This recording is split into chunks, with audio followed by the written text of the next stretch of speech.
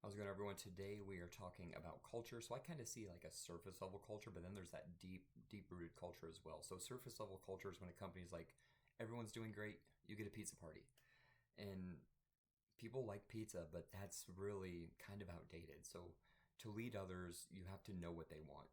And I remember we were rewarding our top performers, and we had a table full of gift cards and product giveaway. And this team member came up to me and was like, hey, just be honest, I don't care about this gift card. I really just want to go home. I just don't want to have to work overtime every single day.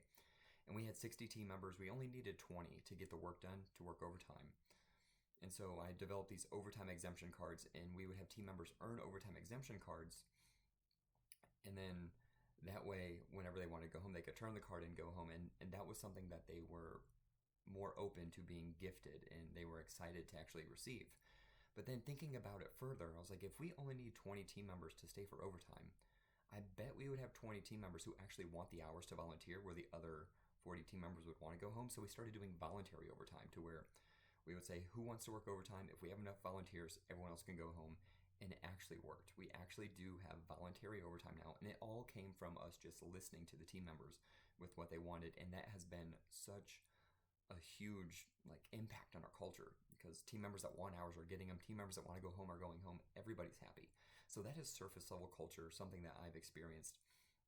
Now, thinking of the deep culture is going to be more trust and accountability.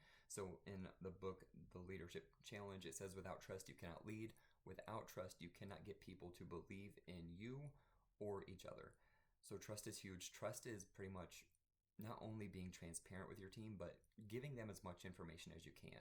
If you're being vague with your team, they know you're holding back information, and then they're going to kind of lose trust or wonder why you're not being open and honest with them. So transparency is huge for trust, and also just following up on what you say you're going to do. If you say you're going to do something, you really need to do the best that you can to make sure that you get it done, because once you start promising something and don't live up to your promises, you can easily lose your team's trust, and it can affect the culture.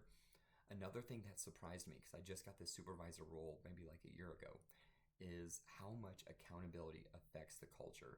If you have a group of people over here that are meeting their metrics and they're doing a great job day in, day out, and there's a small group of people over here who are not meeting their metrics, but they're not being held accountable, there's no coaching conversations, that is a huge shock to the culture. Everyone wants to have a fair workplace where everyone is being held to the same standards. And at that, kind of with that same line, if a person is getting special privileges or getting more opportunities than other people, they're going to notice that as well. So keeping everything fair and giving everyone the same amount of opportunities, or at least putting people in a position to earn opportunities to do different things, is so huge when it comes to culture. And that is just my experience so far with a year in my position. And so I, by no means am I an expert. This is just what I've experienced. So since I'm no expert, I want to watch your videos, see if there's any takeaways that I can take back to Jasco with my team and implement them. So I'm very excited to watch all of your videos. Thanks, everyone.